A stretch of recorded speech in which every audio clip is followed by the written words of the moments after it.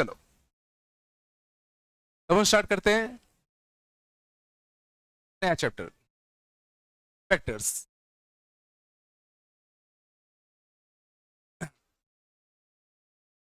चलो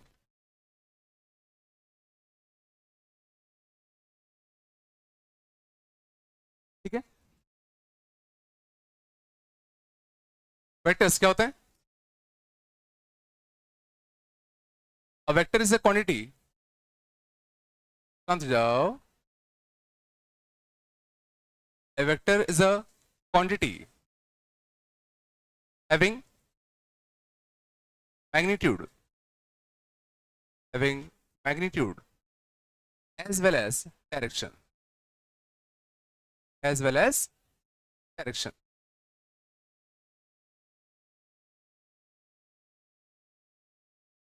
ठीक है। कोई भी जो वेक्टर होता है, ठीक है, उसकी दो चीजें होती हैं, एक उसका मैग्नीट्यूड होगा और एक उसका डायरेक्शन होगा। तो अगर तुम्हें किसी वेक्टर की इंफॉर्मेशन अगर देनी है, मुझे मान लो अगर तुम्हें एक वेक्टर अगर देना है, तो मुझे दो चीजें देनी पड़ेंगी, एक तो उस वेक्टर का मैग्नीट्यूड और एक उस वेक्टर का डायरेक्शन। आता है? तो लेट्स सपोज अगर कोई ए वेक्टर होता, A1 आई कैप प्लस A2 जे कैप प्लस A3 के कैप। मान लो ये कोई वेक्टर है A1 आई कैप प्लस A2 जे कैप प्लस A3 के कैप। इसका मैग्नीट्यूड कितना आता है? कितना आता है? अंडर रूट ऑफ कितना? A1 square plus A2 square plus A3 square. A1 को हम लोग क्या कहते हैं? A1 को हम लोग क्या कहते हैं? आई कंपोनेंट। A1 को हम लोग क्या कहते हैं? आई कंपोनेंट। A2 को हम लोग क्या कहते हैं? जे कंपोनेंट, कंपोनेंट। और A3 को क्या कहते हैं? के कंपोनेंट, के कंपोनेंट। या कई बार हम लोग इसको आई की जगह पर एक्स भी कहते हैं, एक्स कंपोनेंट, वाई कंपोनेंट और जेड कंपोनेंट। किसी वेक्टर का एक्स कंपोनेंट अगर 2 है, सिंपली उस वेक्टर में क्या आया होगा? 2i आया होगा।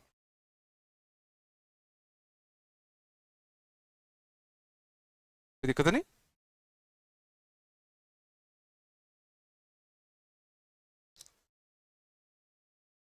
है ना? देखना, इक्वल वेक्टर्स, इक्वल वेक्टर्स, दो वेक्टर्स इक्वल कब होते हैं? क्या लिखूं बताओ? If two vectors are equal तो क्या लिखूं? They have same magnitude and same direction. तो हो गई बोलने वाली बात। मैथमेटिकली क्या होगा? दो वेक्टर्स अगर इक्वल होंगे तो मैथमेटिकली क्या होगा? बिल्कुल, तो उन दोनों के जो करस्पॉन्डिंग कंपोनेंट्स होंगे तुम्हारे कैसे होंगे? सेम। दोनों का आई कंपोनेंट कैसा होना चाहिए? सेम। दोनों का वाई जे कंपोनेंट भी कैसा होना चाहिए? सेम। और दोनों का के कंपोनेंट भी कैसा होना चाहिए? सेम। ठीक है। क्या लिखूं?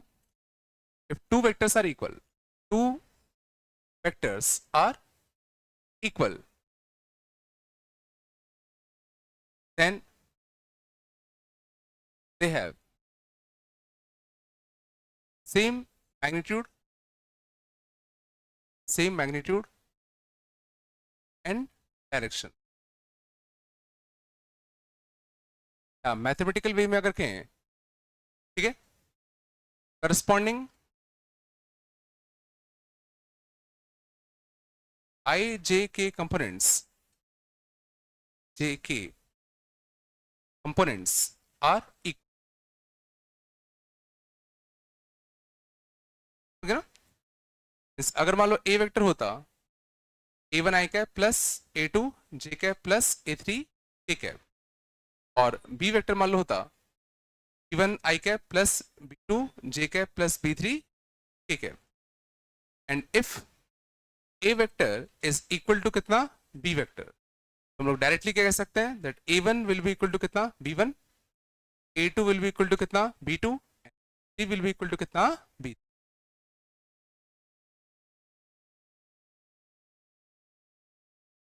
सिंपली अगर दो वेक्टर्स बराबर है तो दोनों के जो करस्पॉन्डिंग कंपोनेंट्स होंगे वो सीधा इक्वल होंगे, होने चाहिए।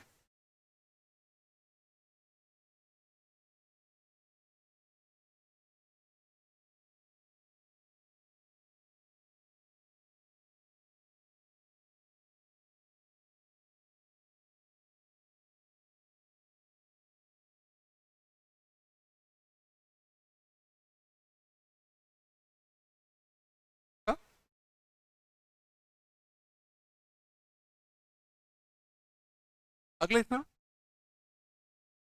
नल वेक्टर क्या होना चाहिए, a vector with magnitude 0, vector with 0 magnitude, 0 magnitude is called a null vector. And it can take any direction, can take any direction. Null vector का डायरेक्शन तुम कुछ भी ले सकते हो, नल वेक्टर का डायरेक्शन कुछ भी मान सकते हो।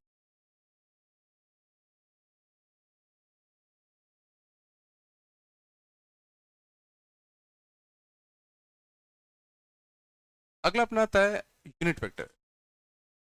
यूनिट वेक्टर पढ़ा है क्या होता है? A vector with magnitude 1, vector with magnitude 1, ऐसा वेक्टर जिसका मैग्नीट्यूड 1 हो उसको क्या नाम देते हैं, यूनिट वेक्टर। तो हमसे जनरली पूछा जाता है unit vector of A, vector of इसी वेक्टर का यूनिट वेक्टर। तो यूनिट वेक्टर ऑफ ए का मतलब है एक ऐसा वेक्टर, ऐसा वेक्टर जो जो ए के अलोंग हो, जो ए के अलोंग हो, ए के अलोंग हो एंड मैग्नीट्यूड 1 हो, एंड मैग्नीट्यूड क्या हो 1।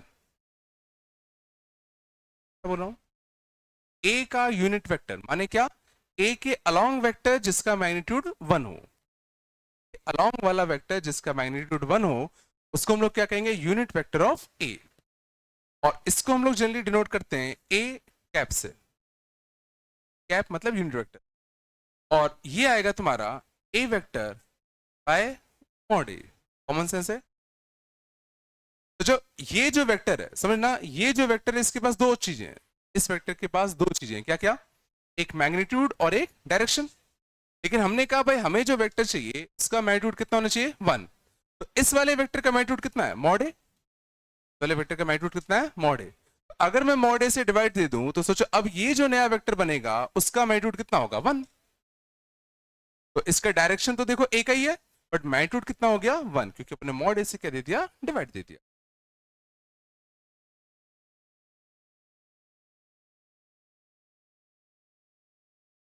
पढ़ाया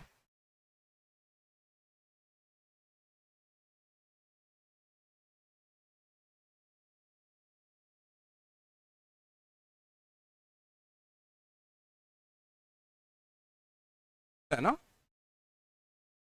चले और देखो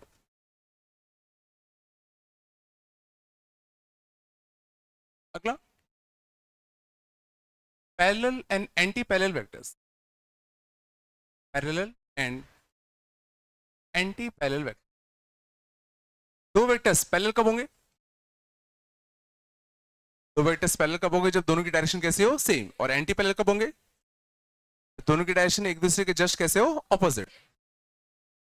दो वेक्टर्स पैरेलल, ठीक है, both have same direction, both have same direction.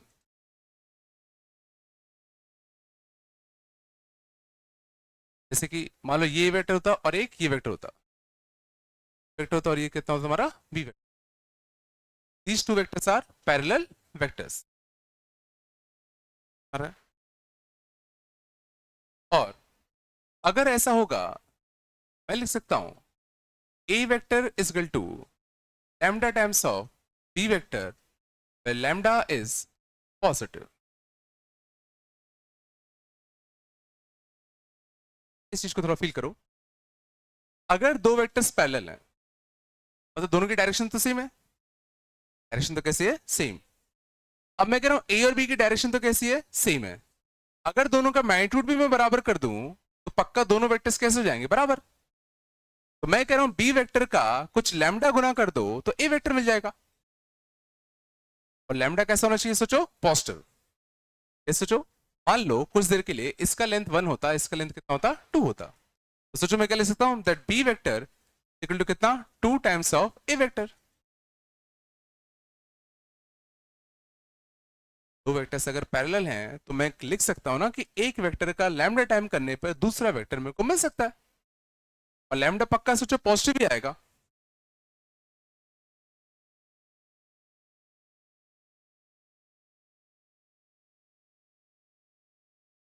Anti parallel vector, ठीक है, both have opposite direction, both vectors have opposite direction,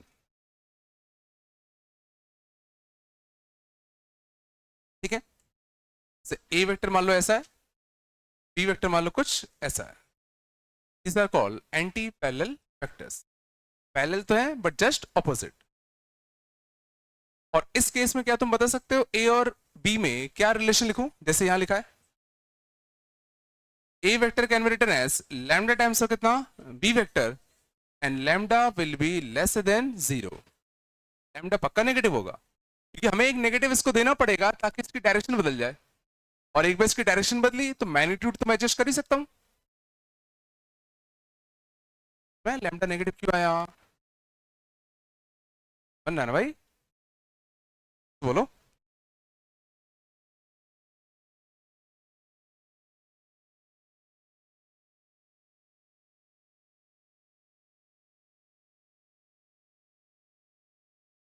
क्या समझ रहा, अब क्या करना अगला, कोलिनियर वेक्टर्स, कोलिनियर,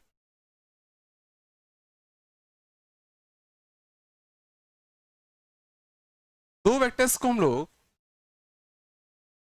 कोलिनियर कब कहेंगे, नाम से क्या समझ मारा है, नाम से क्या समझ, कोलिनियर मतलब एक ही लाइन में, ठीक है। तो two vectors are said to be collinear, two vectors are said to be collinear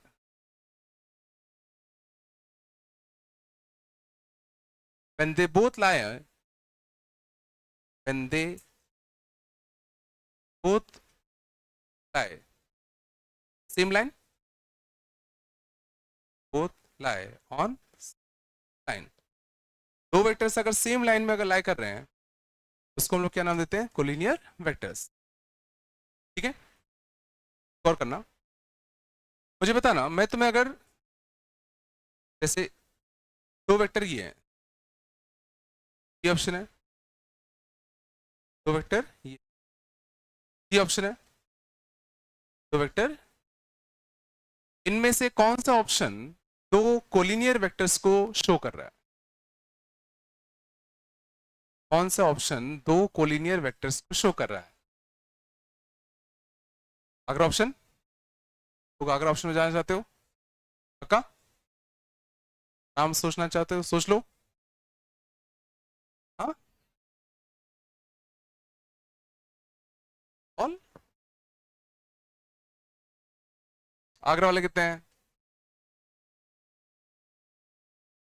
और कौन सा ऑप्शन कह रहे हो, ऑल वाले कितने हैं, समझना। अब एक चीज हमेशा ध्यान रखना कि vectors are always treated as free vectors, vectors are always treated as free vectors. Free vector मैंने बताया मीन्स किसी भी वेक्टर को हम पैरेलली कहीं भी शिफ्ट कर सकते हैं। याद करो तुम लोगों ने इसमें वेक्टर पढ़ा होगा, तो अगर सोचो ये ए वेक्टर होता था और ये बी वेक्टर होता था, तो सोचो इसको भी हम बी वेक्टर ही लिखते थे, और ये अगर ए वेक्टर है तो इसको भी हम लोग ए वेक्टर ही लिखते थे। ए वेक्टर होता था तो ये भी तो ए वेक्टर ही होता था, ये वेक्टर ए है तो इसको पैरेलली अगर मैं शिफ्ट करूंगा तो ये भी तो ए ही होगा, अगर मैं ऐसा बनाऊं तो ये भी क्या होगा, ए ही होगा, अगर मैं इधर रख दूं ऐसा रख दूं तो ये भी तुम्हारा क्या होगा, ए। मीन्स किसी भी वेक्टर को हम पैरेलली कैसे भी शिफ्ट कर सकते हैं, उसके नाम में कोई चेंज नहीं है ना। वेक्टर्स को हम लोग क्या कर सकते हैं, हमेशा पैरेलली शिफ्ट कर सकते हैं। तो यहां समझना, ये तो देखो कोलिनियर दिख ही रहे थे, यहां पर इस वाले वेक्टर को मैं पैरेलली यहां शिफ्ट कर सकता हूं, और पैरेलली अगर जब मैं इसको यहां शिफ्ट करूंगा तो सोचो ये भी दोनों कैसे हो जाएंगे, कोलिनियर। और इसको जब पैरेलली शिफ्ट करूंगा तो ये भी कैसा हो जाएगा, कोलिनियर। ये भी कोलिनियर है, ये भी कोलिनियर है, ये भी कोलिनियर है। लेकिन जरा सोचो, अगर एक ऑप्शन में ऐसा देता, एक वेक्टर ऐसा और एक वेक्टर ऐसा, तो इसको सोचो अब तुम कैसे भी शिफ्ट कर लो, दोनों को तुम एक लाइन में कभी नहीं ला पाओगे। इन दोनों को एक लाइन में लाने के लिए इसको घुमाना पड़ेगा, और घुमाना अलाउड नहीं होता। They are not collinear. अरे मैं क्या, वेक्टर्स हमेशा फ्री वेक्टर्स होते हैं, उनको तुम कहीं भी पैरेलली शिफ्ट कर सकते हो, उनके नाम में कोई चेंज नहीं आता, या उस वेक्टर में कोई चेंज नहीं आता। नहीं चला गया, है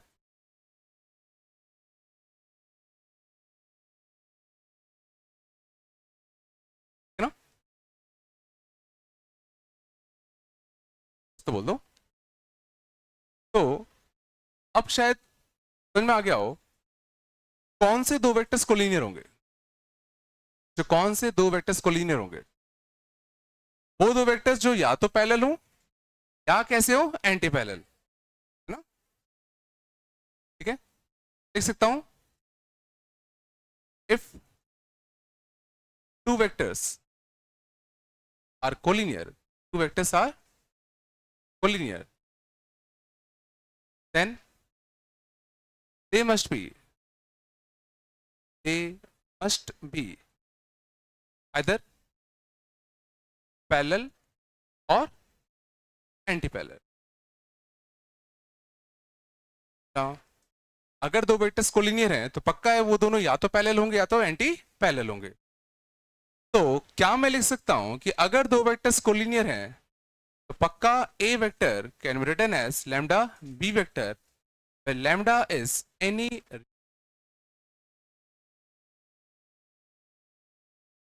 अगर दो वेक्टर्स कोलिनियर हैं तो मैं सोचो ये लिख सकता हूं कि जब लैम्डा पॉजिटिव होगा तो दोनों कैसे होंगे, पैरेलल, जब लैम्डा नेगेटिव होगा तो दोनों कैसे होंगे, एंटी पैरेलल।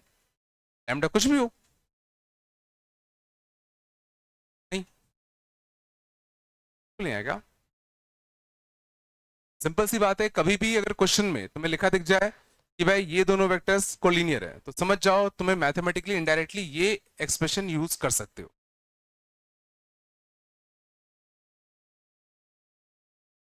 पक्का?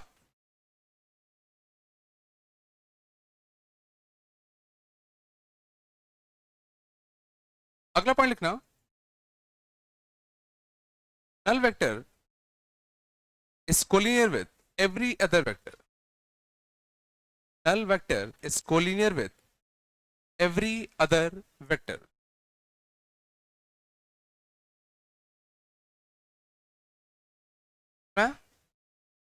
याद करो हमने क्या बात की थी कि नल वेक्टर की डायरेक्शन हम कुछ भी ले सकते हैं। तो हमने कहा था नल वेक्टर की डायरेक्शन हम कुछ भी ले सकते हैं, और कुछ भी अगर ले सकते हो तो क्यों ना पैरेलल ले ले। तो नल वेक्टर किसी भी वेक्टर के साथ हमेशा कैसा होता है, पैरेलल, और हमेशा क्या होता है, एंटी पैरेलल। अभी भी अगर स्टेटमेंट आ जाए तो इसको टिक।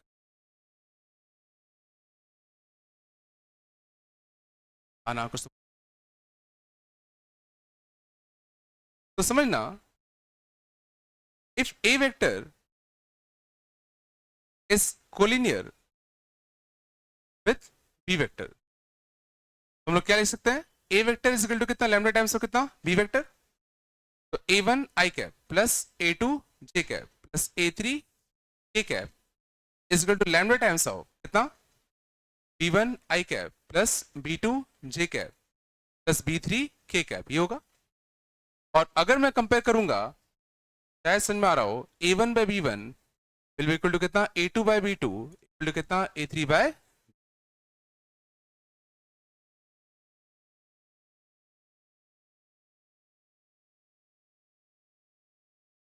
अगर सोचो दो वेक्टर्स अगर कोलिनियर हैं, एक वेक्टर का लैम्डा टाइम्स करने पे दूसरा वेक्टर आएगा,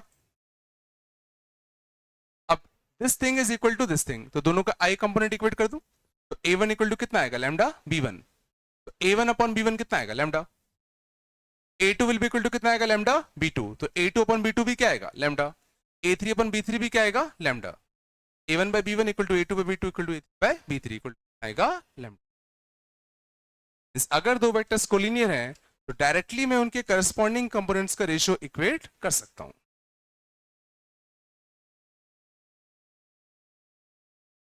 ये है क्या? आओ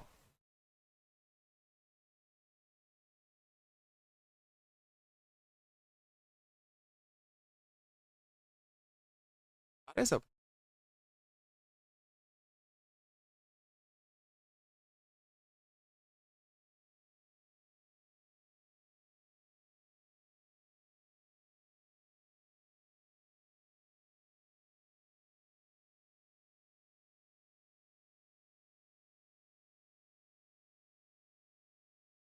कोलिनियर वेक्टर्स और खास चीज होती था, if a vector and b vector are two non-zero and non-collinear vector,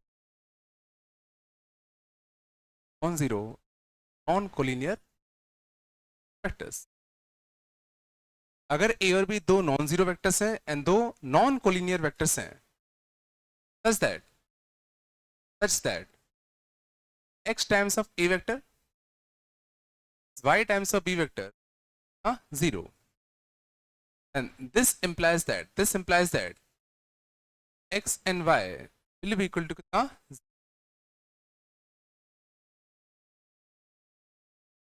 बहुत से जुगाड़, बहुत से कंसेप्ट,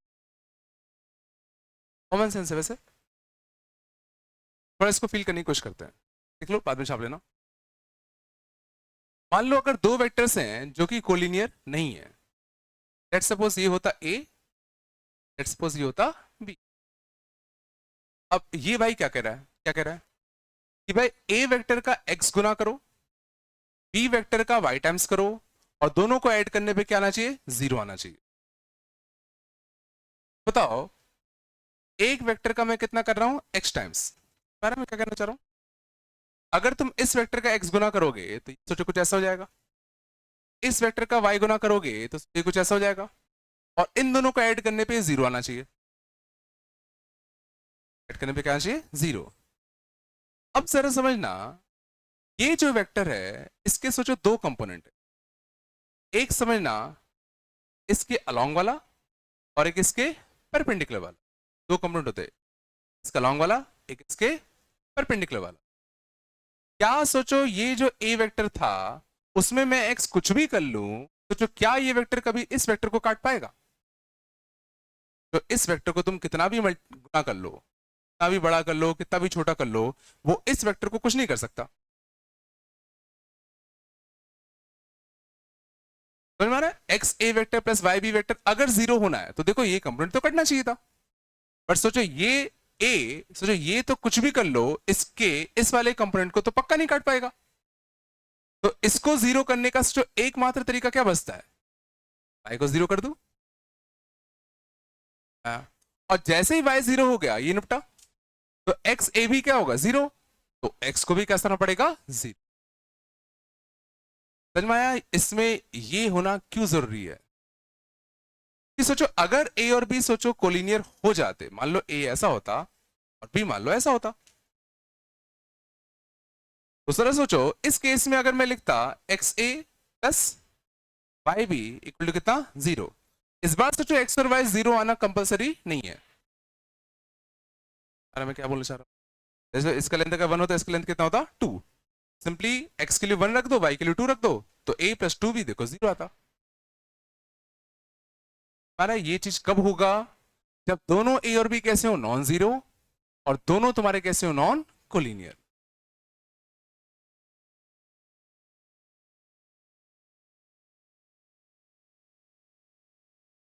आया थोड़ा बहुत,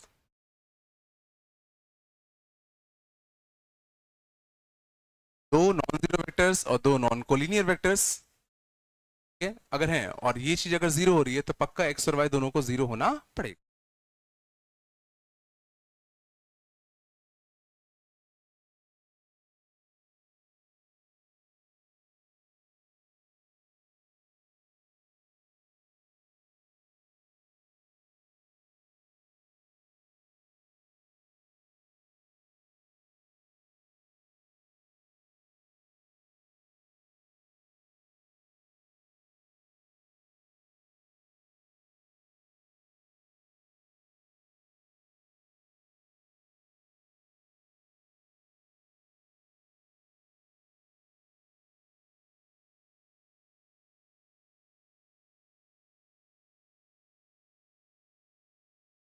कोलिनियर वेक्टर समझ में आया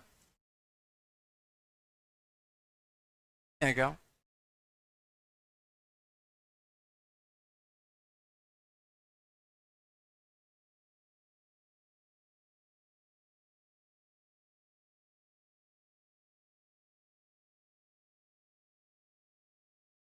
है?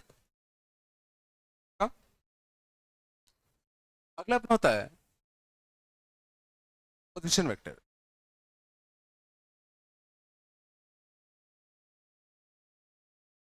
ठीक है, position vector is used, position vector is used to denote a point in vector form।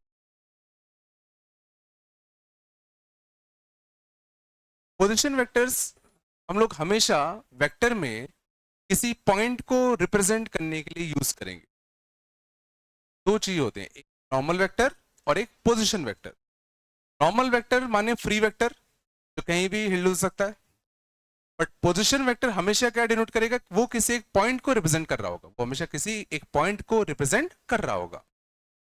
ठीक है, और कैसे?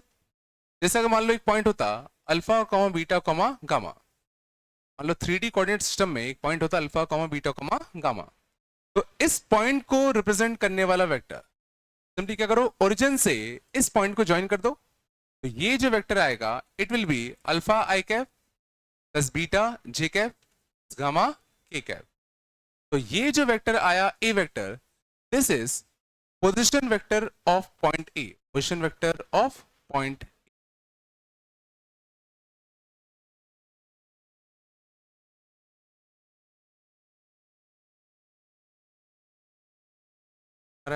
अभी भी अगर तुम्हें पोजीशन वेक्टर गिवन है, मतलब इनडायरेक्टली वो क्या देना चाहता है, तुम्हें पॉइंट देना चाहता है।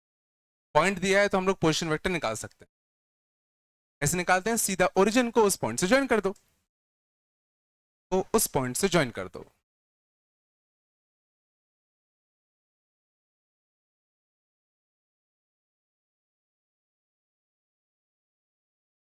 थोड़ा बताया,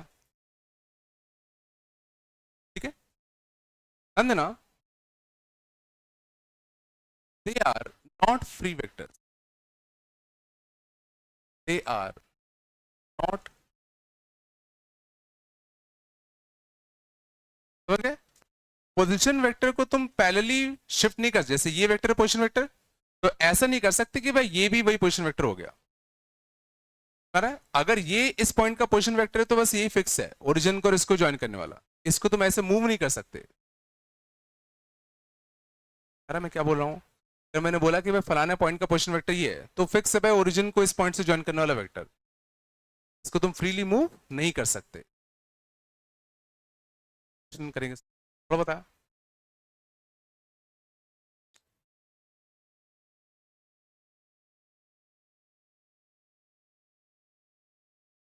ध्यान देना, if point A position vector A vector, point B position vector B vector, point C with position vector C vector are collinear, are collinear. ये जो 3 पॉइंट्स हैं वो तुम्हारे कैसे हैं? कोलिनियर है। ध्यान देना, इस बार मैं 3 वेक्टर नहीं दे रहा, और करना, मैंने ये जो दिया है ये जो है वो ए पॉइंट का पोजीशन वेक्टर है, तो ये एक्चुअल में एक पॉइंट को रिप्रेजेंट कर रहा है, ये भी एक पॉइंट को रिप्रेजेंट कर रहा है, ये भी एक पॉइंट को रिप्रेजेंट कर रहा है। तो ये तीनों पॉइंट्स अगर मैं कह रहा हूं कैसे हैं, कोलिनियर है, तो क्या कंडीशन होगी ए वेक्टर, बी वेक्टर और सी वेक्टर में?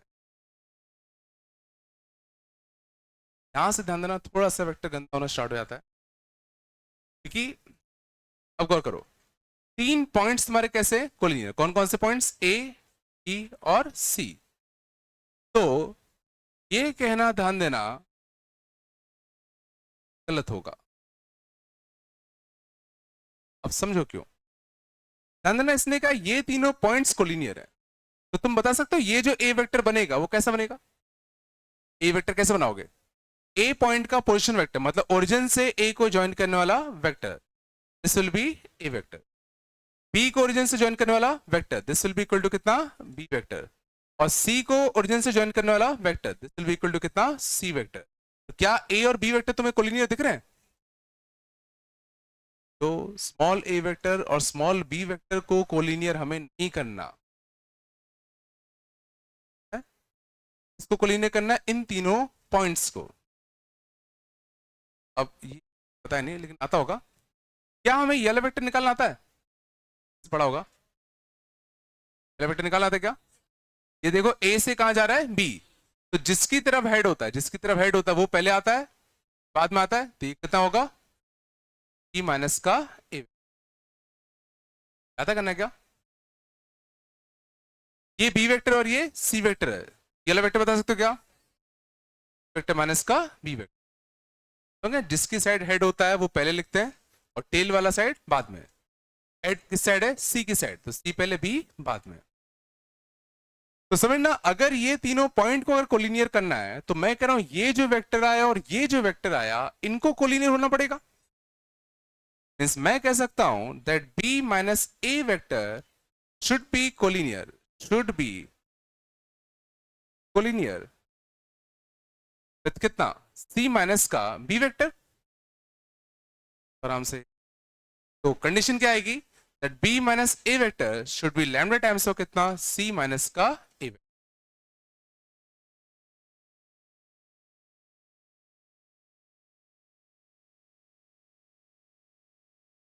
समझ में आया? तीन पॉइंट्स अगर दे रखे हैं ए, बी और सी, इनके कोलिनियर होने की कंडीशन ध्यान देना ये है, ना कि ये। फ्रेंड्स समझो दोनों में आ रहा है ना? अगर ये बोला होता कि ए वेक्टर और बी वेक्टर कोलिनियर है, तो ये यूज कर, बट इस बार ए और बी वेक्टर कोलिनियर नहीं है, ये बेसिकली पॉइंट्स को रिप्रेजेंट कर रहे हैं। ये तीनों पॉइंट को उनको कोलिनियर करना है, तुम्हें ये फोटो बनानी आनी चाहिए।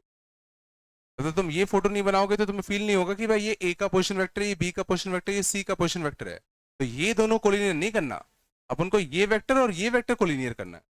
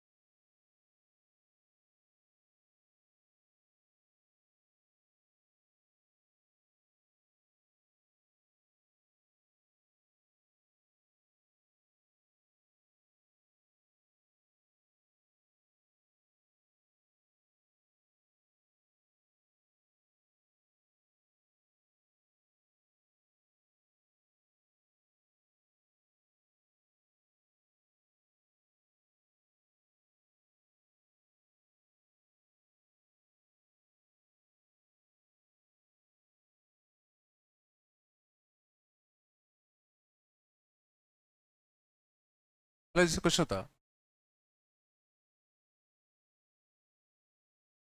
Find which of type of triangle,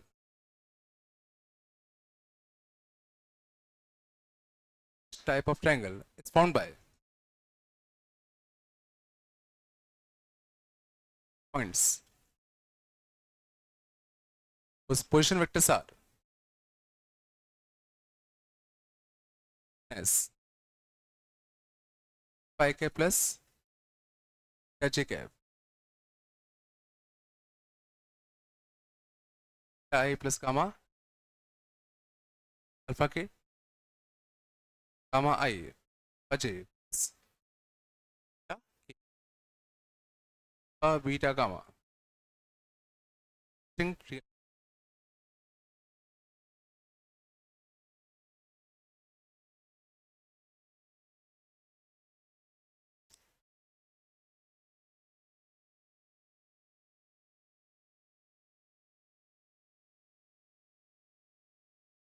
देखो पहले तो तुम्हें क्वेश्चन की लैंग्वेज आनी चाहिए। क्वेश्चन क्या कह रहा होता हूँ, find which type of triangle is formed by points whose position vectors are given। ये तुम्हें क्या दे रखे हैं, उन पॉइंट्स के पोजीशन वेक्टर्स तुम्हें गिवन है।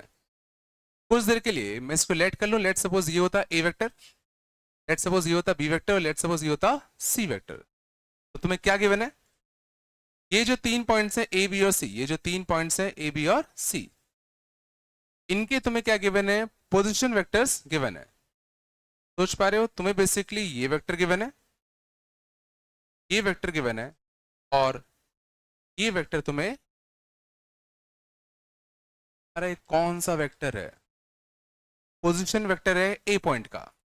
पोजीशन वेक्टर क्या होता है, ओरिजिन को ए से ज्वाइन करने वाला वेक्टर। ये वेक्टर तुम्हें दे रखा है, एक ये वाला वेक्टर दे रखा है और एक ये वाला वेक्टर दे रखा है। ये पूछ रहा है कि इन 3 पॉइंट से बनने वाला जो ट्रायंगल होगा कैसा होगा, लिटरल आइसोसेलेस एलियन जो भी।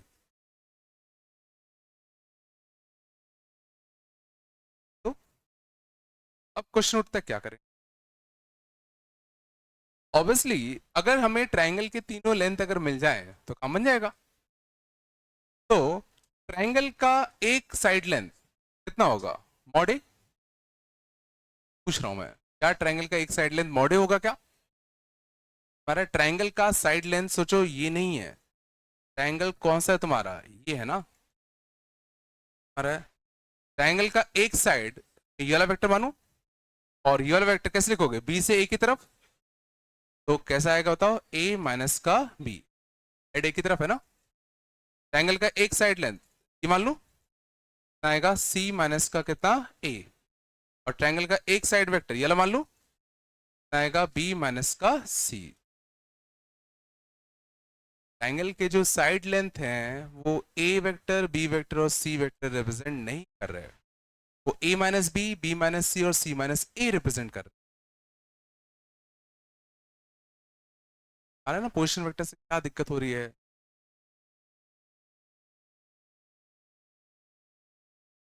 तो अब अगर मुझे ट्रायंगल का साइड लेंथ चाहिए तो मुझे बेसिकली क्या निकालना है, ए माइनस बी का मॉड निकालना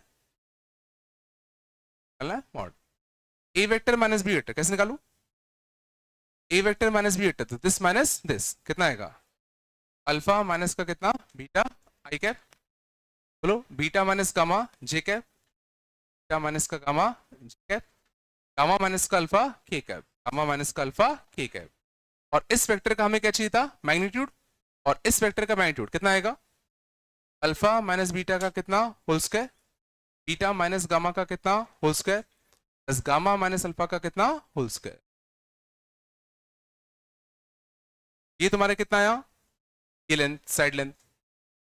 सिमिलरली मैं ये वाला साइड लेंथ निकाल लूं, बोलो तो दूसरा साइड लेंथ कैसे निकालते बताओ, दूसरा साइड लेंथ कैसे निकालते बताओ, दूसरा साइड लेंथ कैसे निकालते, सी माइनस ए का मॉड, माइनस ए का mod, C vector minus A vector, C vector minus का ए वेक्टर, क्या लिखते बताओ, गामा माइनस का अल्फा आई कैप, डायरेक्टली कर दो, बोलो अल्फा माइनस का beta J cap, alpha minus का बीटा जे कैप, और कितना बीटा माइनस का गामा के कैप। दिख गया क्या, कुछ दिखा नहीं दिखा, दोनों लेंथ कैसा है सेम। समझ में आ गया होगा कि जो तीसरा लेंथ होगा बी माइनस का सी, वो भी तुम्हारा कैसा होगा, सेम ही होगा। ट्रायंगल तुम्हारा कौन सा रहा होगा,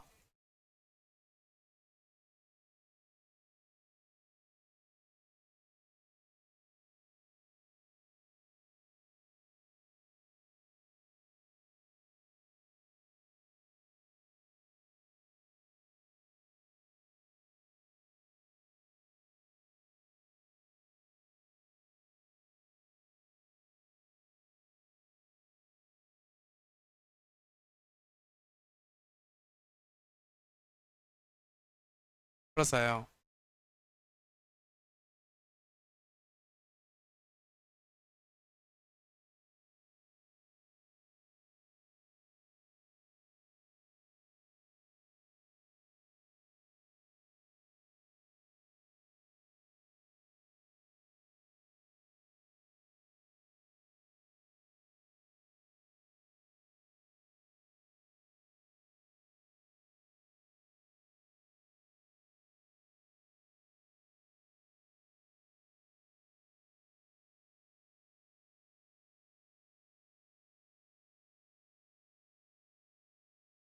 चले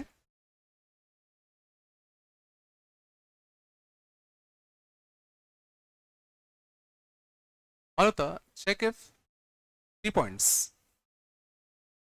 चेक इफ पॉइंट्स 2 1 -1, ठीक है,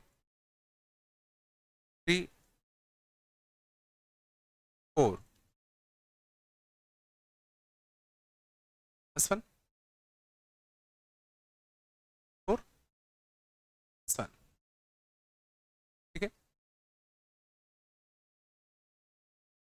0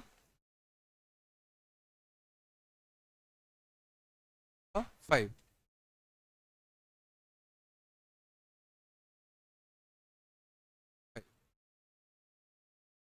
and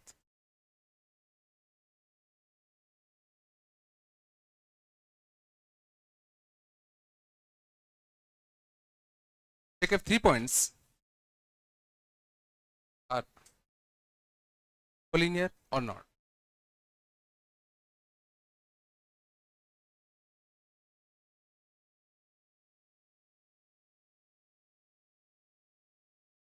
समझ जाओ, तो ये चेक करना है कि ये तीनों पॉइंट्स कोलिनियर है कि नहीं है। कैसे करें? तो ना ये पॉइंट इनडायरेक्टली इस पॉइंट का पोजीशन वेक्टर कितना है, 2i प्लस जे माइनस का के, ना समझना। तुमको 3 पॉइंट्स दे रखे हैं। पहला पॉइंट कौन सा है, 2 1 और -1, 2 1 और कितना माइनस का 1। दूसरा पॉइंट कितना दे रखा है, 3 4 और कितना 1, 3 4 और कितना 1। और तीसरा दे रखा कौन सा, 0 -5 और कितना माइनस का 5। तो तुम्हें चेक करना है तीनों पॉइंट्स कोलिनियर है कि नहीं। क्या करते थे, तो तीनों पॉइंट्स कोलिनियर कब होंगे, जब सोचो ये वाला वेक्टर और ये वाला वेक्टर कैसा होगा, कोलिनियर। ये वाला वेक्टर और ये वाला वेक्टर कैसा होगा, कोलिनियर। क्या हम ये वाला वेक्टर निकाल सकते हैं क्या, जो दिस वेक्टर माइनस का this vector, this vector minus का दिस वेक्टर, और ये वेक्टर समझ में आ रहा है कौन सा है, 3i प्लस 4j प्लस के। ये वेक्टर कौन सा है, 2i प्लस जे माइनस का के। तो ये वाला वेक्टर क्या लिखो बताओ, 3i माइनस का 2i आई कैप, 4j माइनस का जे कैप प्लस का कितना 3j कैप, के कैप माइनस ऑफ माइनस के कैप, तो प्लस का कितना 2k।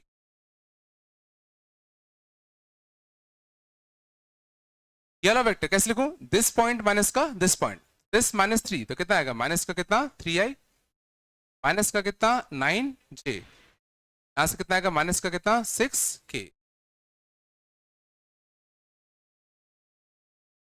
तो अगर इन तीनों पॉइंट को कोलिनियर होना है तो क्या होना पड़ेगा, इन दोनों वेक्टर्स को कोलिनियर होना पड़ेगा। और दो वेक्टर्स कोलिनियर है कि नहीं कैसे चेक करते हैं, a1/b1, a2/b2, a3/b3। अगर तीनों बराबर हैं तो होगा, नहीं तो नहीं होगा। तो चेक फॉर क्या, a1/b1 equal to a2/b2 equal to कितना a3/b। a1/a2 कितना आएगा, 1 बाय कितना माइनस का 3, a2/b2 कितना आएगा 3 बाय कितना माइनस का 3, कितना आएगा 2 बाय माइनस का 6। हो रहा है -1/3, ये भी -1/3, ये भी -1/3। मीन्स ये वेक्टर और ये वेक्टर पक्का कैसे है, collinear. therefore points are collinear, therefore points are collinear।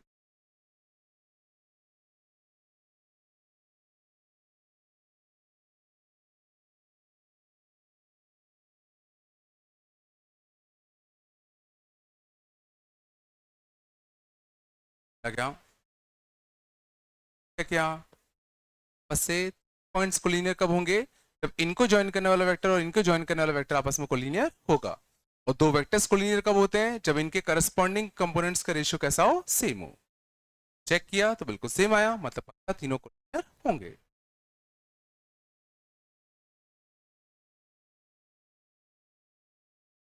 नहीं आ रहा ना? आ रहा नहीं आ रहा?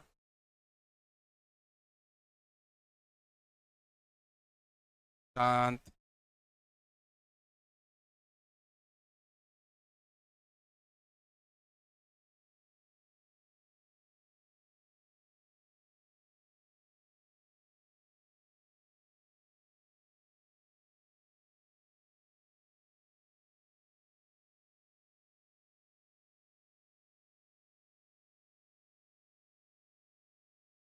बात नहीं करो।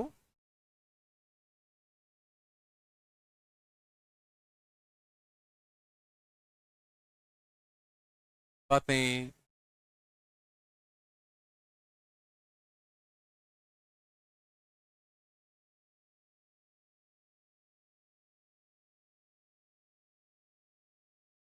से पर देखना।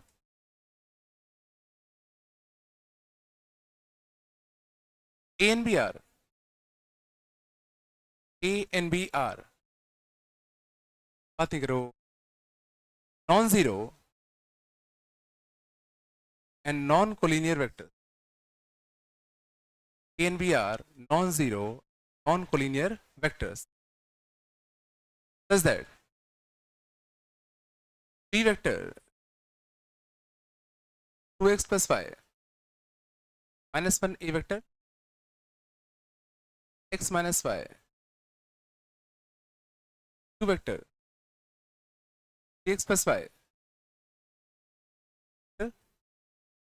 plus 2x plus 3y minus 1 vector. Find x and y. Does that 2p vector equal to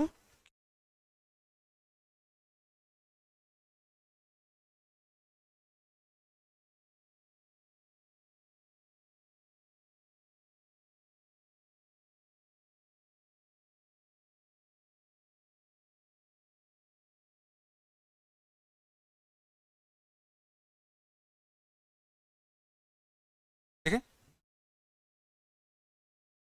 देख लो एक बार छाप लेना आराम से। तो इसने क्या कहा था ना, ए और बी कैसे हैं? Non zero and non collinear vectors है। और यहाँ पे हमने दो नए वेक्टर डिफाइन किए, एक पी और एक कितना क्यू। पी वेक्टर ये है, क्यू वेक्टर ये है। और पी और क्यू ऐसे हैं ताकि ट्वाइस ऑफ पी किसके बराबर है? क्यू के बराबर है। देखो ये जो भी कंडीशन है वो सीधे अप्लाई कर दे। तो ट्वाइस ऑफ पी वेक्टर कैसे करते? इसमें 2 का मल्टीप्लाई कर दूं? बोलो इसमें 2 का मल्टीप्लाई कर दे। 2 का मल्टीप्लाई कर दे तो कितना आता? 4x इसका कितना 2y माइनस का कितना 2 पी वेक्टर। इसमें 2 का मल्टीप्लाई करते कितना आता? 2x माइनस का कितना 2y पी वेक्टर। ये कितना होता? 2p वेक्टर होता। And this is equal to कितना? q vector. और q वेक्टर कितना होता? 3x प्लस का कितना y ए वेक्टर। और कितना 2x प्लस का 3y, 2x प्लस का कितना 3y माइनस 1। क्वेश्चन देने वाले ने ये कहा था कि ट्वाइस ऑफ p किस बराबर होगा? q के बराबर होगा। जानते हो? अब ध्यान देना, बाद में छाप लेना। अब मैं इन दोनों टर्म्स को इस साइड लाऊं। देखो इस वाले टर्म को इस साइड लाओगे तो a वेक्टर और a वेक्टर क्या आएगा? कॉमन। तो a वेक्टर के साथ क्या आएगा? 4x माइनस का 3x, x बचेगा 2y माइनस का y, इसका y बचेगा और माइनस का कितना 2। ये b वेक्टर है और यहां से भी b वेक्टर लाओगे तो दोनों में b वेक्टर क्या आएगा? कॉमन। 2x माइनस का 2x तो 0x माइनस 2y माइनस का 3y, इसका कितना 5y और कितना प्लस का कितना 1। अब ये समझना कुछ जाना पहचाना लग रहा है। इसको मैं लैम्डा मानूं, इसको मैं म्यू मानूं। जरा सोचो, lambda A vector plus mu B vector is equal to 0। फिर ए एंड बी आर कैसा, नॉन कोलिनियर। पाया था मैंने कुछ देर पहले, याद करो ए और बी अगर नॉन कोलिनियर है और x A plus Y B अगर किसके बराबर है, जीरो के बराबर है, क्या इंप्लाई करता है, that lambda and mu both should be equal to कितना, जीरो।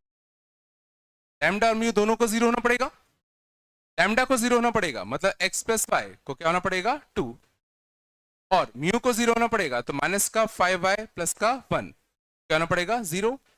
यहां से y कितना निकल के आएगा, 1/5, और y के लिए 1/5 यहां छाप दूं तो 2 माइनस का 1/5, x कितना आएगा, 9/5।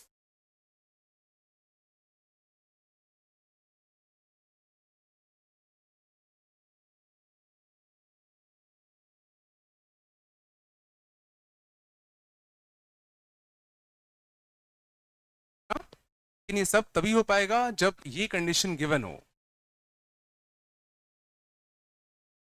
क्या,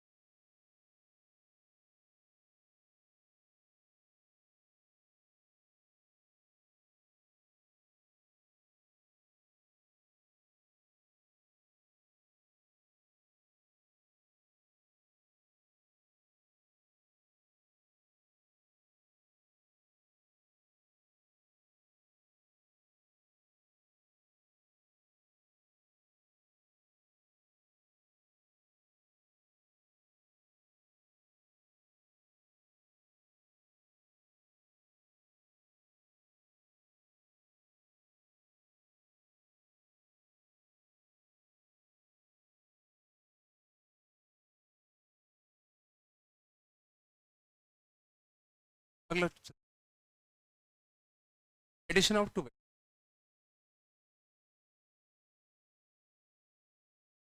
टू एडिशन करना आता है, कैसे करते हैं, करस्पॉन्डिंग कंपोनेंट्स ऐड कर दो, करस्पॉन्डिंग कंपोनेंट्स क्या कर देते हैं, ऐड कर देते हैं। ज्योमेट्रिकली दो वेक्टर का रिजल्टेंट कैसे करते निकालते हैं, ज्योमेट्रिकली दो वेक्टर्स का रिजल्टेंट कैसे फाइंड आउट करते हैं, हाँ, मान लो अगर, समझ जाओ, मान लो अगर ये ए वेक्टर है, ये अगर बी वेक्टर है, तो इन दोनों का रिजल्टेंट वेक्टर कहाँ आएगा, कैसे फाइंड आउट करते हैं, याद करो दो लॉ रहते थे, पहला ट्रायंगल लॉ, दूसरा पैरेललोग्राम लॉ। पहले हम देखते हैं triangle law, triangle law of addition, triangle law of,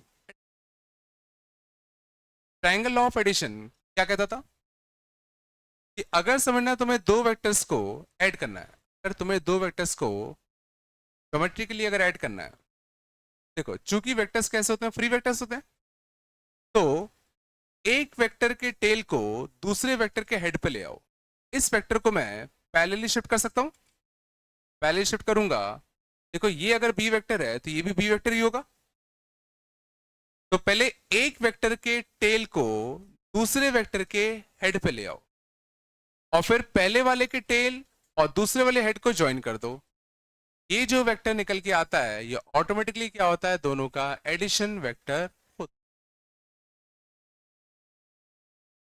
और करने वाली बात इसमें क्या है, ट्रायंगल लॉ में एक के टेल को दूसरे के हेड से मिलाओ, फिर एक के टेल और दूसरे के हेड को ज्वाइन कर दो, तो ऑटोमेटिकली क्या देगा, तुम्हें ए प्लस बी वाला वेक्टर दे देगा, है ना, याद रखना, एक के टेल को दूसरे के हेड से,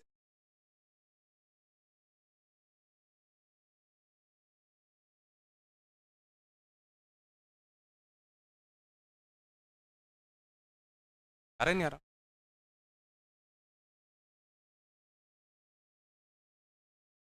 समझना, अगर कुछ ऐसा होता ए वेक्टर, मतलब कितना होता बी, मतलब कितना होता, ए वेक्टर और बी वेक्टर में देखो अच्छी बात यह है कि ए का हेड और बी का टेल पहले से ज्वाइंट है। ए का हेड और बी का टेल पहले से ज्वाइंट है ना, तो ये वाला वेक्टर सोचो मैं डायरेक्टली लिख सकता हूँ, एक का हेड दूसरे का टेल ज्वाइंट है ना पहले से ही। ये वेक्टर कौन सा आएगा बताओ, ए वेक्टर प्लस का बी वेक्टर। अब जरा देखो ये जो ए प्लस बी वेक्टर आया इसका हेड और सी का टेल वो भी आसपास ही है, तो सीधा अगर मैं इसके टेल को इसके हेड से ज्वाइन करूंगा, ये जो वेक्टर निकल के आएगा वो क्या आएगा, this vector plus this vector. ये वाला वेक्टर कितना निकल के आएगा, A plus B plus C vector. This is simply called polygon law of addition, polygon law of, समझ गए ना, एक का हेड दूसरे का टेल मिलता जाए, ड्रॉ करते चलो।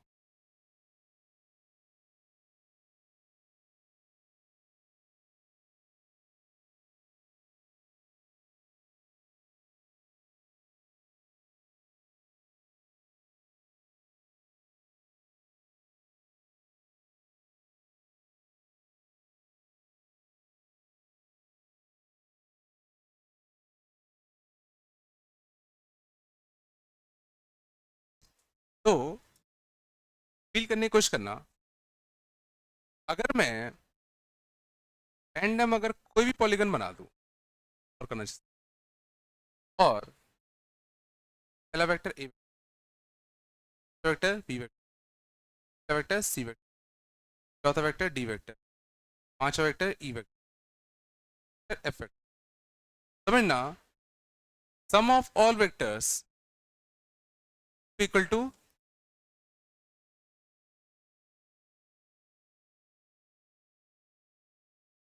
Of all vectors will be equal to 0।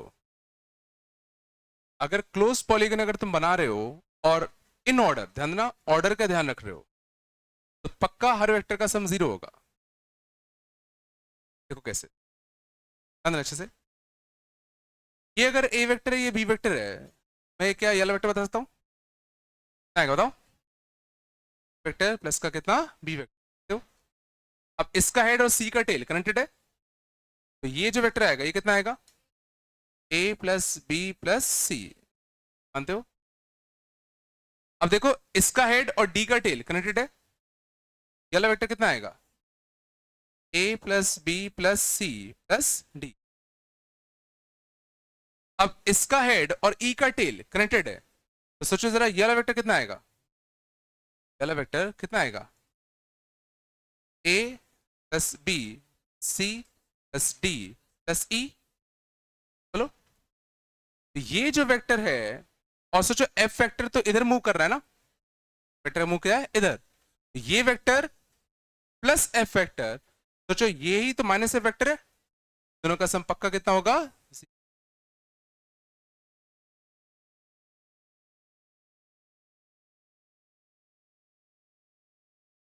This plus this plus this plus this plus this कितना है, A plus B plus C plus D plus E आया, और उस वेक्टर का मूव इस साइड था, सोचो का मूव इस साइड था, बट एफ वेक्टर सोचो इस साइड था और सेम ऑपोजिट था, तो इन दोनों का सम कितना आएगा, 0 तो होगा। आया, कैसा भी क्लोज्ड पॉलीगन अगर है, बस ऑर्डर ध्यान रखना एक ही हो, सबका सम कैसा आएगा, 0।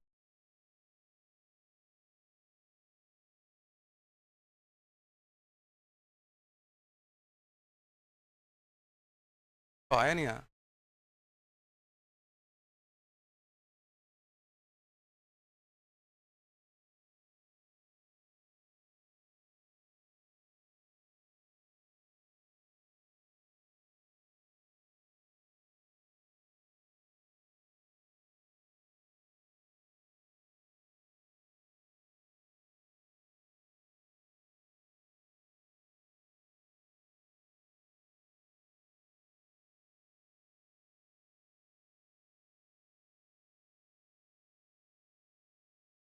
आया, हाँ? तो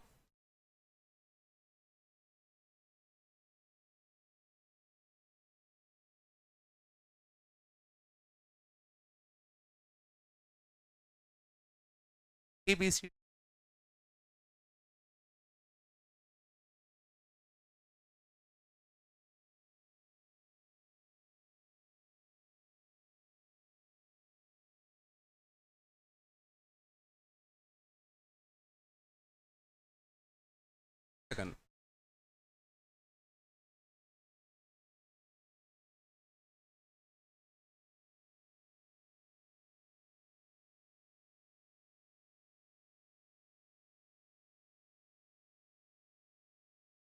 पहला होता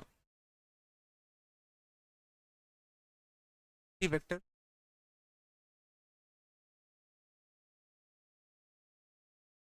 एफ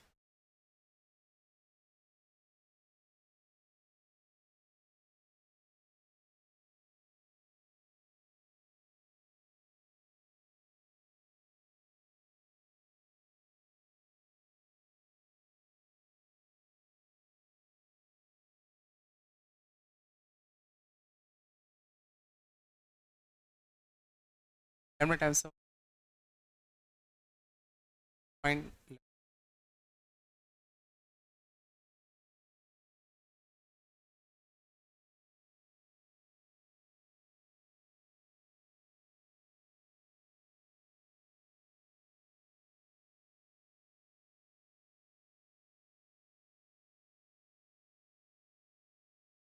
अब अच्छा क्वेश्चन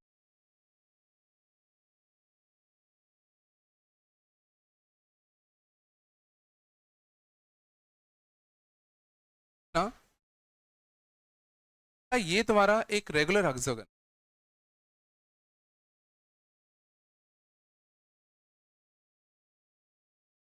और अगर ये रेगुलर हेक्सागन है तो इसमें थोड़ी सी जुगाड़ है। जुगाड़ ये होगा, टोटल सोचो कितना होगा 360, एक हिस्से में कितना आएगा 60, और ये 60 होगा, ये दोनों लेंथ तो सेम होंगे, तो देखो ये भी 60 होगा, ये भी कितना होगा 60 होगा। ये सब कैसे होते 60 होते, ये एक इक्विलेटरल ट्रायंगल बनेगा। ये समझ में आ रहा है, अगर इसका साइड लेंथ ए होगा तो इसका साइड लेंथ भी ए होगा, तो ये लेंथ भी ए होगा, ये लेंथ भी ए होगा, ये सारे लेंथ तुम्हारे कैसे होंगे ए। पहली चीज समझ में आती है 60, ये 60, ये 60, तो ये लेंथ और ये लेंथ तो ये लेंथ तीनों सेम होंगे। अब अगली जुगाड़ देखना, ये ए है, ये बी है, सी डी, और ये कितना एफ। ये गौर करो, ये लाइन, ये लाइन और ये लाइन पैरेलल है, पैरेलल।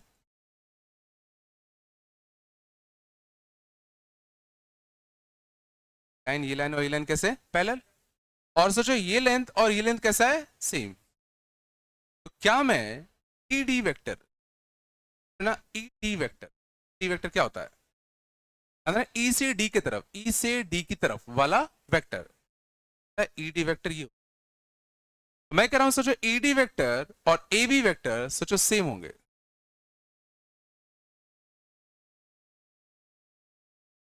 वेक्टर और ए बी वेक्टर सेम होंगे क्योंकि दोनों लाइन कैसे हैं पैरेलल, और दोनों का लेंथ भी कैसा है सेम। और जरा सोचो एफ सी वेक्टर भी तो ए बी वेक्टर के पैरेलल ही है, बट क्या है ट्वाइस है। क्या मैं लिख सकता हूं that F C vector is nothing but twice of A B vector. तो ए बी वेक्टर का 2 गुना कर दो तो एफ सी वेक्टर मिल जाएगा। दोनों लेंथ कैसे हैं पैरेलल, दोनों साइड कैसे हैं पैरेलल, और इसका लेंथ का ट्वाइस ही है।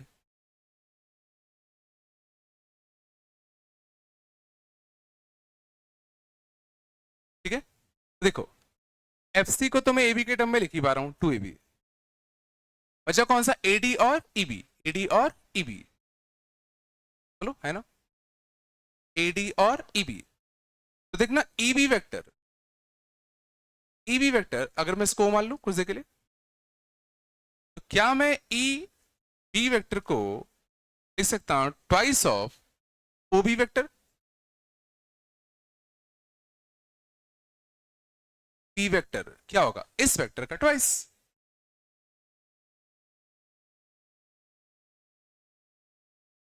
Similarly A D vector A से लेके डी वेक्टर को मैं लिख सकता हूं, ए डी वेक्टर को मैं लिख सकता हूं twice of A O vector, twice of A O vector. अब गौर करना A D plus E B, A D vector plus E B vector, A D vector क्या था twice of A O, twice of A vector, E B क्या था twice of O B vector. Twice of OB vector. और AO plus ओबी देखो बड़ा अच्छा है, एओ plus ओबी, एओ plus ओबी, एक का हेड दूसरे के टेल से मैच कर रहा है, सीधा यही वाला वेक्टर तो आएगा, एओ प्लस ओबी, इसका हेड इसके टेल से मैच कर रहा है, तो इसके टेल को इसके हेड से ज्वाइन करोगे तो वही तो इन दोनों का एडिशन आएगा।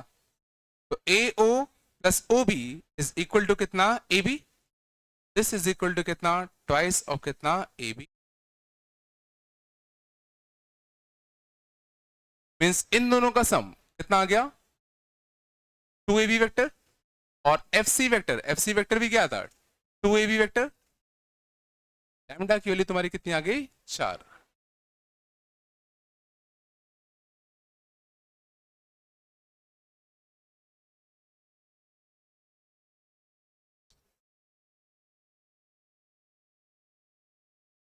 अब जरा समझना, मैंने क्यों ईबी को ओबी में तोड़ा, समझो। देखो मुझे फाइनली हर एक आंसर ए बी के टर्म में चाहिए था, ई बी ये था, तो मैं देखो इस ट्रायंगल में खेल सकता हूं। मैंने कहा ई बी की जगह पे ओ बी ले लो, और ए डी की जगह पे ये ले लो, ये प्लस ये आना चाहिए।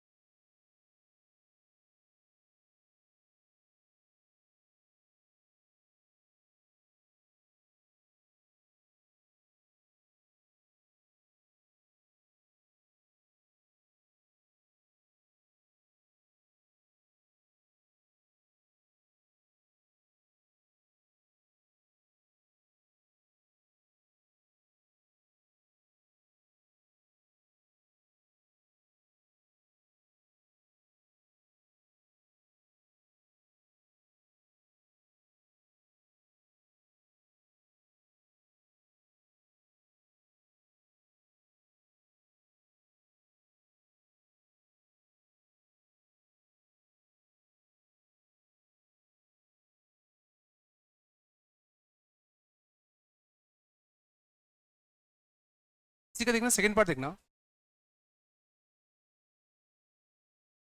ए B vector plus A C vector plus A D vector plus A E vector.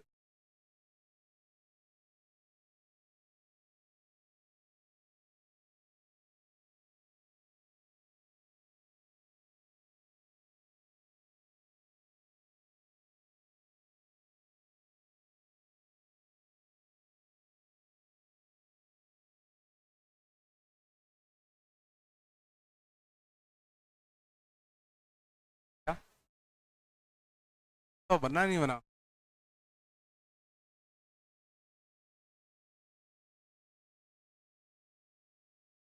देखना, A B plus A C plus A D plus A E plus A F,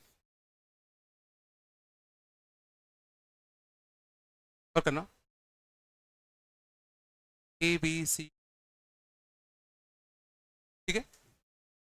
शांत, तो कौन कौन से वेक्टर है, एक ए बी वेक्टर है ए से बी की तरफ, एक ए सी वेक्टर है, ए डी वेक्टर है, ए ई वेक्टर है, और एक ए एफ वेक्टर। इन सब का रिजल्टेंट उसने कहा lambda A B A D होगा। लैम्डा कितना आएगा,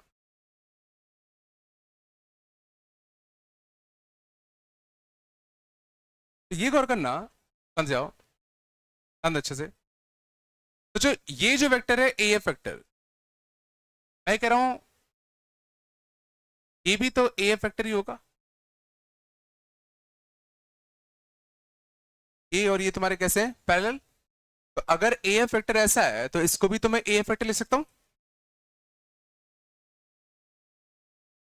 तो क्या कुछ अच्छा दिख रहा है, ए सी प्लस ए एफ।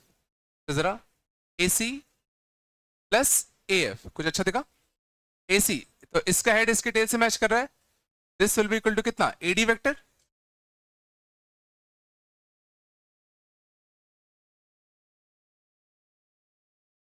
क्या, सी वेक्टर, और ये भी ए एफ वेक्टर होगा क्योंकि ये दोनों कैसे हैं, पैरेलल वेक्टर्स हैं। A C plus A F equal to कितना, एडी।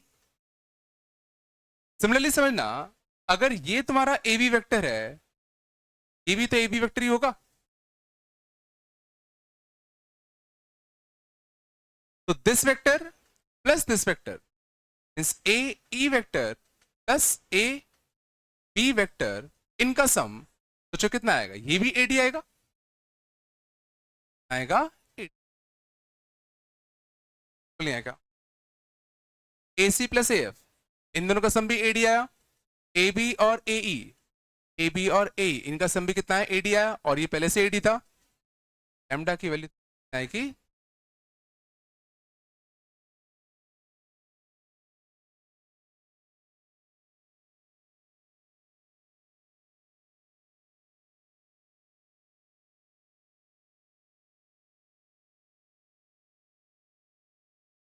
आ रहा है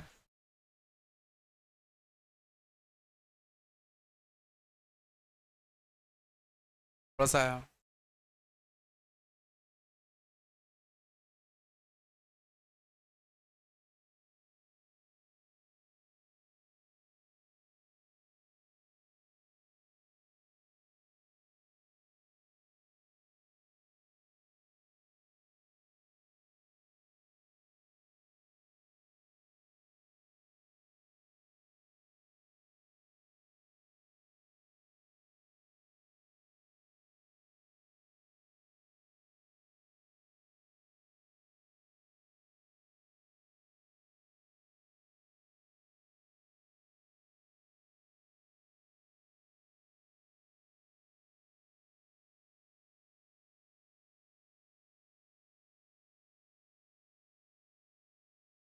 चले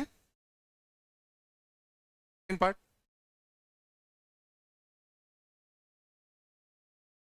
पैरेललोग्राम लॉ ऑफ एडिशन।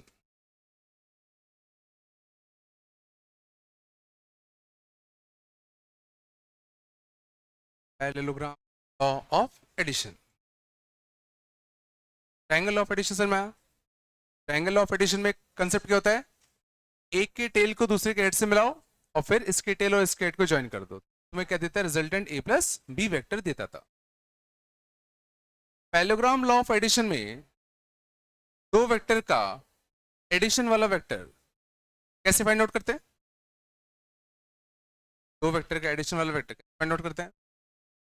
पहले हम लोग क्या करते हैं, एक पैरेललोग्राम फॉर्म कर लेते हैं जिसके दो एडजेसेंट साइड्स ये हो, दो एडजेसेंट साइड्स ये हो,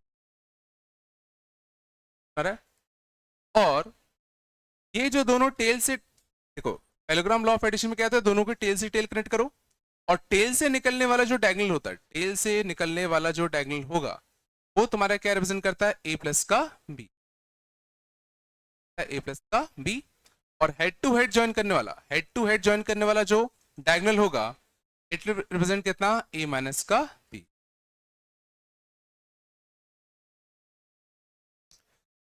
पैरेललोग्राम लॉ में क्या होता है, पहले दोनों वेक्टर को टेल से हटाओ,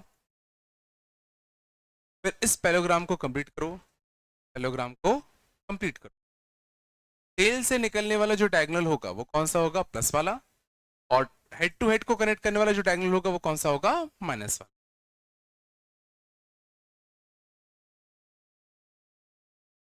अगर सोचो दो वेक्टर ऐसे होते, मान लो अगर दो वेक्टर ऐसे होते, ए वेक्टर और बी वेक्टर, बताओ ए प्लस बी और ए माइनस बी कैसे फाइंड आउट करें। पहले तो क्या करो, एक पैरेललोग्राम फॉर्म कर लो, पैरेललोग्राम फॉर्म करते कुछ कुछ ऐसा बनता, नहीं बनता। अब टेल से निकलने वाला जो डायगोनल होगा इट विल रिप्रेजेंट कितना, ए प्लस बी, और हेड टू हेड ज्वाइन करने वाला जो ट्रायंगल होगा इट विल रिप्रेजेंट कितना, ए माइनस। तो क्या ऐसा होता है क्या, ए प्लस बी का लेंथ हमेशा ए माइनस बी के लेंथ से ज्यादा ही आता है? प्लस बी वेक्टर का लेंथ क्या हमेशा ए माइनस बी वेक्टर के लेंथ से क्या हमेशा ज्यादा होता है क्या? देखो यहां पे देखो, ए प्लस बी वेक्टर का लेंथ ज्यादा है, ए माइनस लेंथ कम है।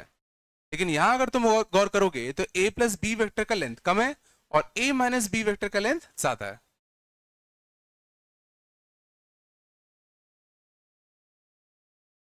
हो गया?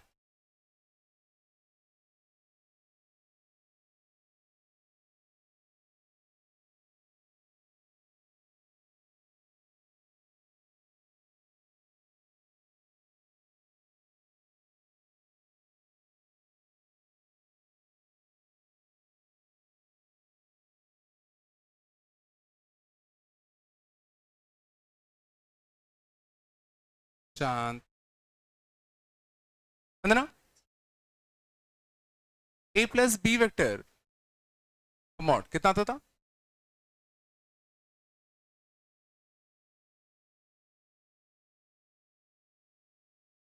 क्या होगा, क्या होता है?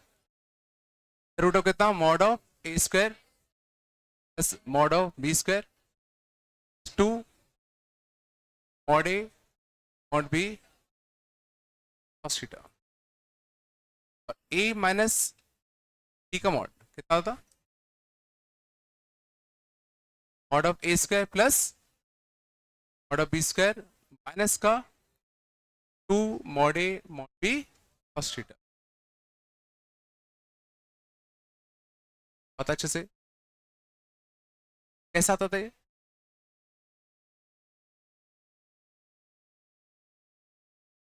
कैसा आता था? क्या इसमें क्या होता था? क्या था, एंगल बिटवीन वेक्टर्स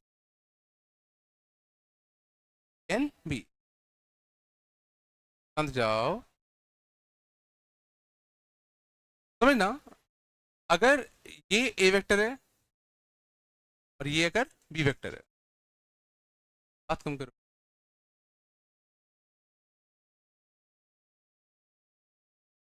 ये तुम्हारा ए प्लस बी वेक्टर होगा, जानते हो? और ए और बी के बीच में एंगल अगर थीटा है, जरा सोचो, एंगल भी थीटा होगा। तो हमें समझना ये लेंथ निकालना है, हमें ये लेंथ निकालना है। हाँ मैंने परमिटेड ड्रॉप किया। ये सोचो, बी वेक्टर ये कितना है, बी वेक्टर, जरा सोचो ये लेंथ कितना आता, मॉड बी का cos थीटा। ये लेंथ कितना था, मॉड बी का sin थीटा। और अगर हमें ये लेंथ निकालना है, देखो इस राइट एंगल ट्रायंगल में पाइथागोरस लगाते हैं, क्या आएगा, दिस लेंथ का स्क्वायर प्लस दिस लेंथ का स्क्वायर, मॉड बी का sin थीटा का whole square plus this length, और ये लेंथ कितना आएगा, ए प्लस का मॉड बी का कितना, cos थीटा का होल स्क्वायर अंडर रूट।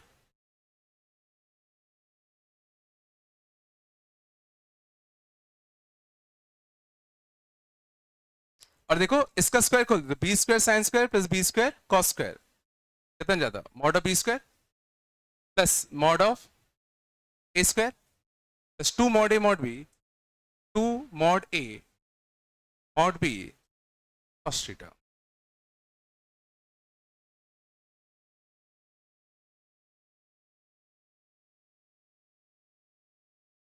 कैसा आया?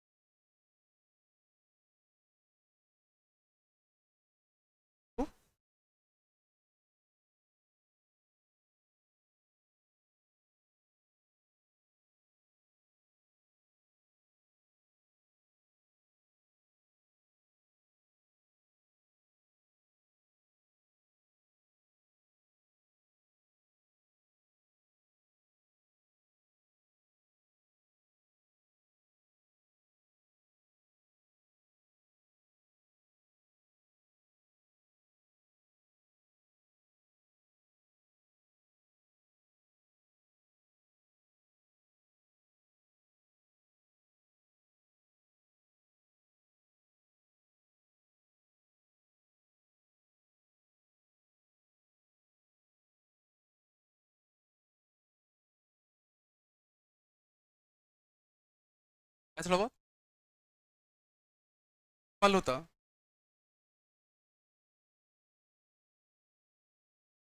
Mod A equal to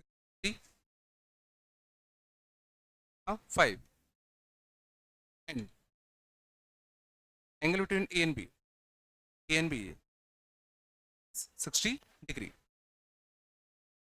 find A B vector.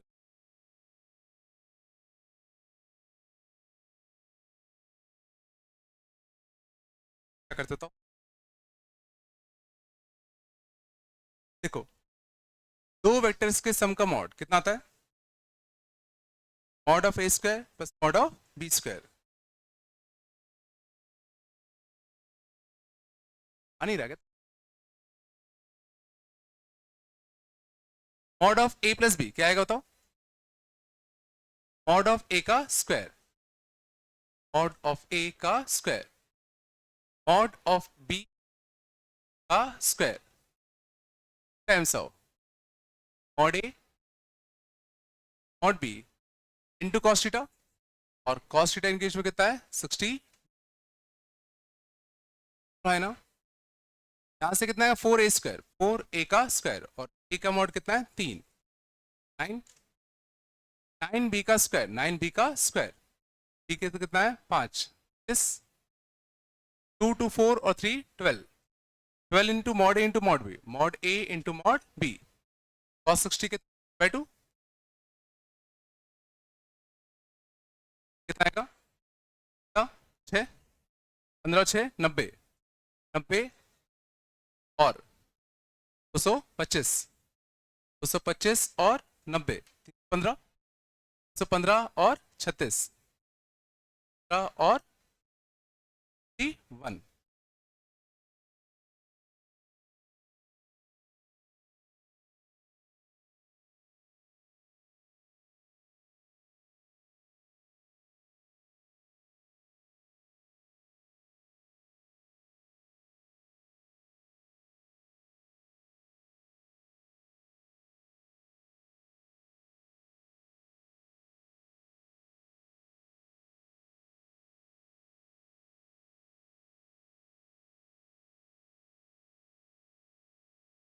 तो मेटासिस के पीवाई को लगा लेना है मैं तुम्हारे पास।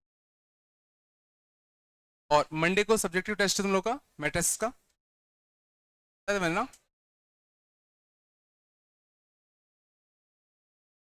साथ होगा, 2 का होगा। मैसन का है ना, 1.5 घंटे का, 1.5 घंटा इसका, 1.5 घंटा है ना। सब्जेक्टिव टेस्ट मैं तुम लोग से कहा था ओसवाल ले लेना, कह तो रहा हूँ अभी, ओसवाल ले लेना चैप्टर वाइज। शांत जाओ, चैप्टर वाइज, बस चैप्टर वाइज ओसवाल ले लेना। सुन तो लो मेरी पूरी बात, ठीक है। और आराम से, अब तुम लोग को देखो मैट्रिसेस के सारे कंसेप्ट तो आते ही हैं, तुम्हें बस ये देखना है कि लिखना कैसे है, ठीक है। तो एक ओसवाल ले लो, चैप्टर वाइज लेना, पीवाईक्यू मत लेना। चैप्टर वाइज में तुम्हें मैट्रिक्स चैप्टर के सारे क्वेश्चन एक साथ दिख जाएंगे। तो फॉर्म्स देख लो, स्टेटमेंट कैसे लिखना होता है, ये कैसे लिखनी होती है बीच में क्वेश्चन की। आ रहा नहीं आ रहा मैं क्या कह रहा हूँ? ठीक है, मंडे को इसका टेस्ट है, ठीक है ना। तो इससे तुम्हें बेसिकली ये प्रैक्टिस करना है कि लिखना कैसे है अब, ठीक है। क्या क्या लिखना है तुम्हें पता है, बस समझ गए ना, तरीका देख लेना। अभी से करते चलेंगे तो बाद में दिक्कत कम आएगी, ठीक। कर लोगे, कर लोगे ना। तो सिर्फ मैट्रिसेस का होगा, ठीक है ना, वेक्टर नहीं आएगा अभी।